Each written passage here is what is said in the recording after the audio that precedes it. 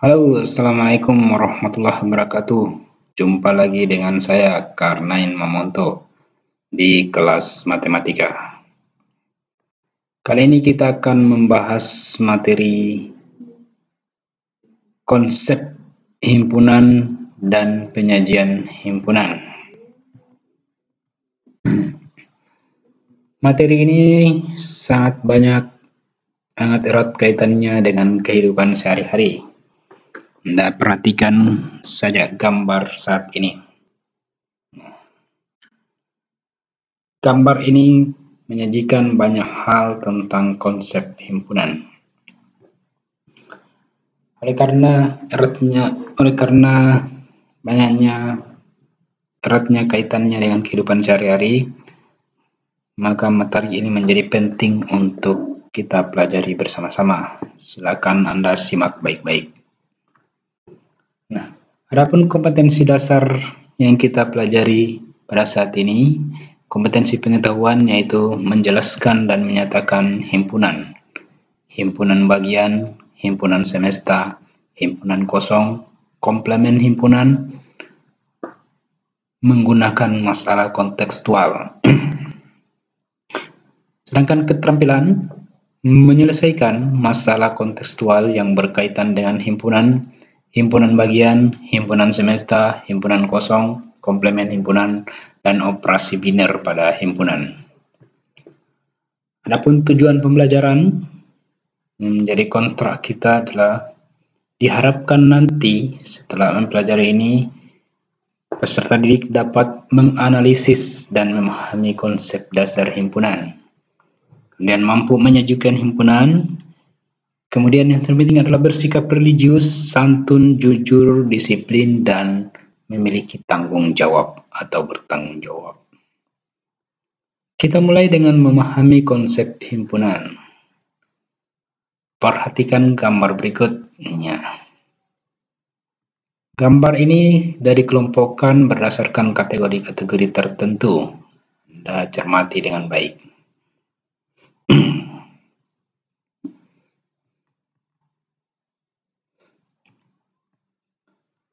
Nah, selanjutnya, mari kita amati beberapa kumpulan yang termasuk himpunan dan bukan himpunan di bawah ini. Ingat, kumpulan yang termasuk himpunan yaitu kumpulan siswa yang lahir pada bulan Agustus, kumpulan siswa laki-laki, kumpulan buah-buahan yang diawali dengan huruf M, kumpulan nama kota di Indonesia yang diawali dengan huruf S, kumpulan binatang yang berkaki dua, kumpulan negara di Asia Tenggara. Sedangkan kumpulan yang termasuk bukan himpunan, kumpulan kota-kota besar di Indonesia, kumpulan orang kaya di Indonesia, kumpulan siswa yang pandai di sekolahmu, kumpulan gunung yang tinggi di Indonesiamu, kumpulan pelajaran yang disenangi siswa, kumpulan makanan yang lezat. Tentunya Anda berpikir, mengapa ini termasuk kumpulan ini termasuk himpunan dan kumpulan ini termasuk bukan himpunan? Mari kita cermati permasalahan berikut. Coba kita pikirkan, mengapa kumpulan kota diawali dengan huruf S termasuk himpunan, sedangkan kumpulan kota besar bukan termasuk himpunan? Yang kedua, apa perbedaan kumpulan yang merupakan himpunan dan kumpulan yang bukan himpunan? Yang ketiga, dapatkah Anda jika diminta untuk menuliskan 3 contoh kumpulan yang termasuk himpunan dan 3 contoh kumpulan yang bukan termasuk himpunan?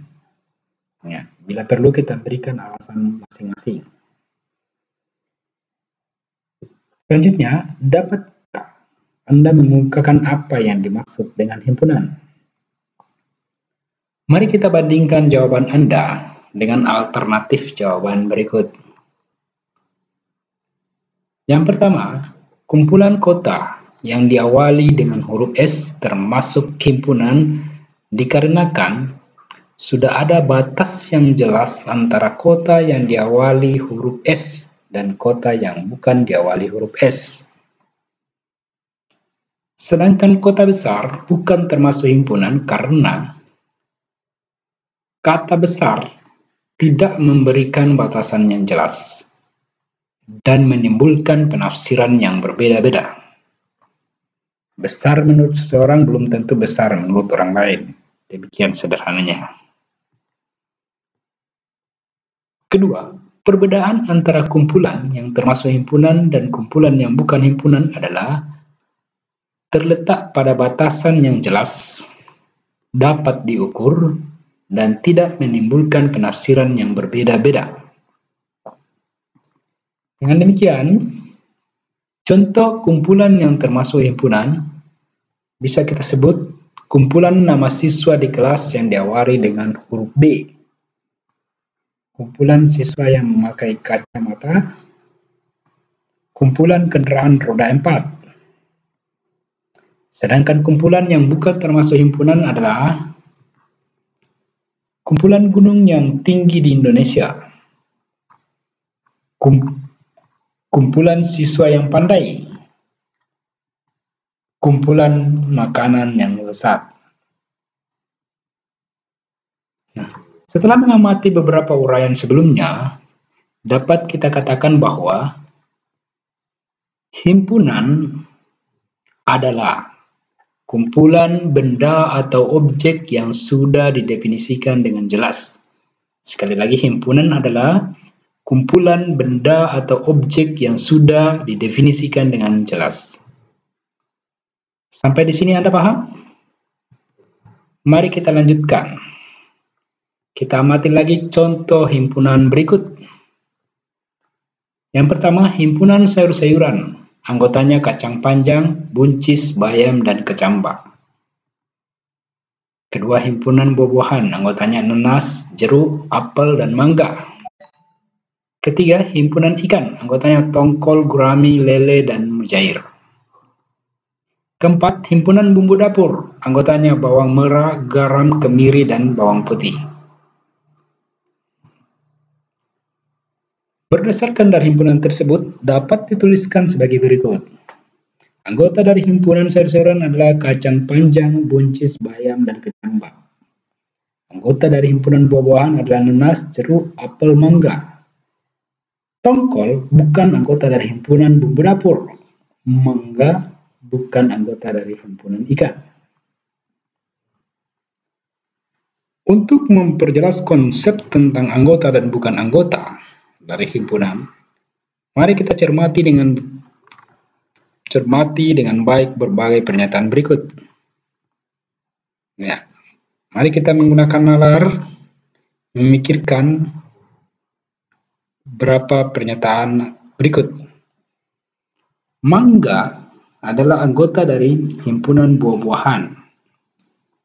Dapat dikatakan mangga adalah elemen dari himpunan buah-buahan dan dilambangkan dengan mangga E, buah-buahan.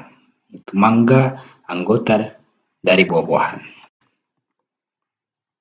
Tongkol bukan anggota dari himpunan bumbu dapur. Dapat dikatakan tongkol bukan elemen dari himpunan bumbu dapur dan dilambangkan dengan tongkol ini, bukan bumbu dapur. Yang ketiga, buncis adalah titik. Dari himpunan sayur-sayuran dapat dikatakan buncis adalah titik dari himpunan sayur-sayuran dan dilambangkan dengan huruf apa? Misalnya kita perlu tulis. Kemudian lele adalah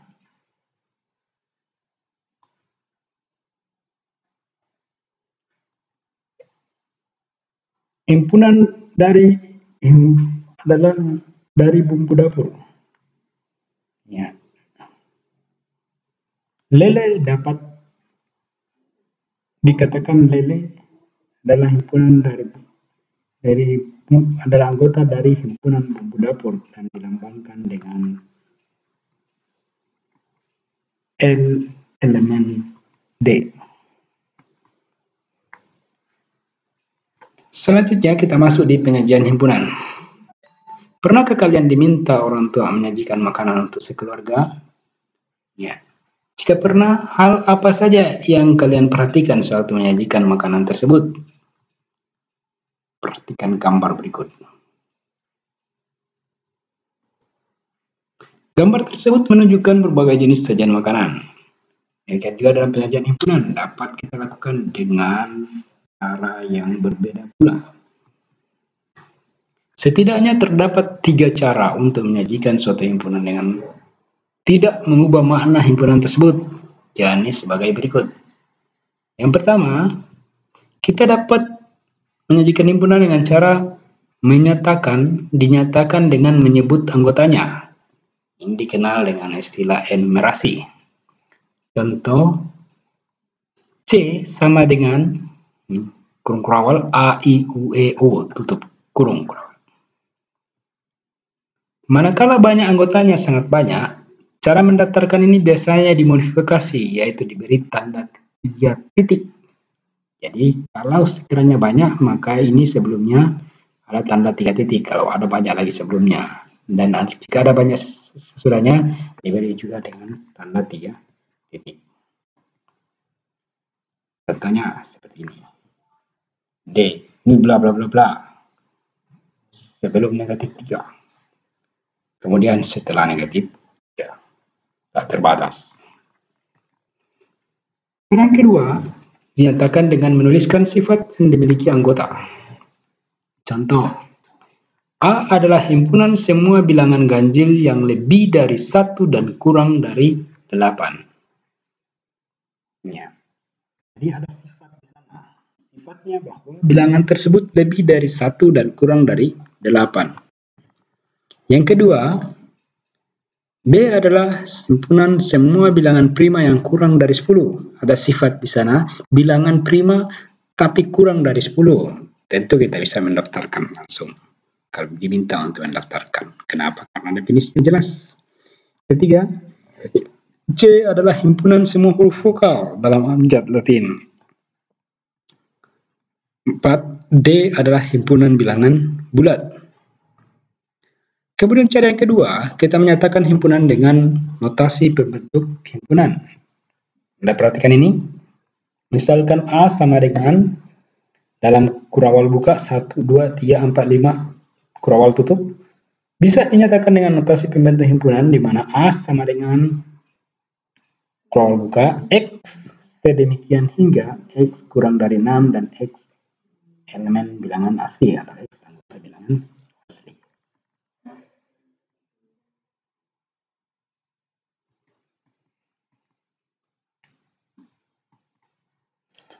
Cermati lagi beberapa pernyataan berikut.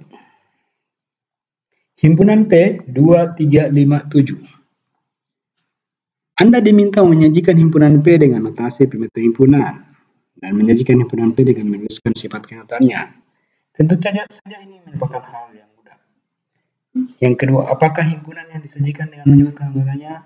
Hanya ada satu cara menyajikan himpunan yang menuliskan sifat kenyataannya. Yang ketiga, apakah himpunan yang disajikan dengan menuliskan notasi pembentuk himpunan hanya bisa disajikan dengan satu cara, dengan menyebarkan anggotanya? 4. Apakah semua himpunan dapat disajikan dengan ketiga cara tersebut? 5. Apakah semua himpunan dapat dituliskan dengan ketiga penyajian himpunan dengan cara yang berbeda-beda? Mari kita bandingkan hasil pekerjaan Anda dengan alternatif jawaban berikut. Yang pertama, penyajian himpunan P dengan notasi P pembentuk himpunan adalah P sama dengan dalam kurung kurawal buka X sedemikian hingga X kurang dari 8 X bilangan prima, X anggota bilangan prima. Penyajian himpunan P dengan cara menuliskan sifat keanggotaannya adalah jika diminta menuliskan diminta menuliskan dengan cara menuliskan sifat keanggotaannya, maka bisa menjadi P sama dengan kurawal buka 4 bilangan prima yang kurang dari 10. Bayangkan dengan baik. Yang kedua, bahwa himpunan yang disajikan dengan menyebutkan anggotanya dapat disajikan dengan beberapa cara. Menyajikan himpunan dengan menuliskan sifat anggotanya.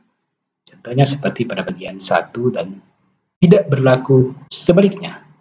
Himpunan disajikan dengan menuliskan sifat anggotanya hanya dapat disajikan dengan suatu cara, dengan menyebutkan anggotanya.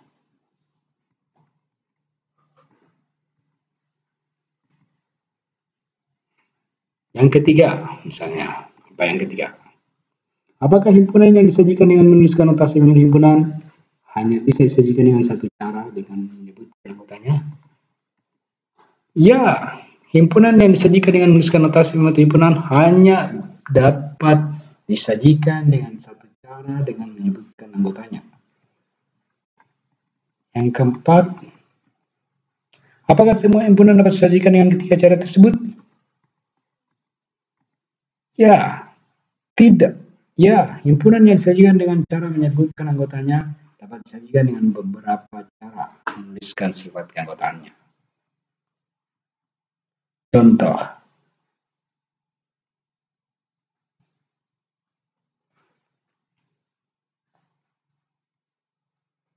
perhatikan ini contohnya. A sama dengan X, sehingga X lebih dari 0 kurang dari 5, X anggota bilangan caca.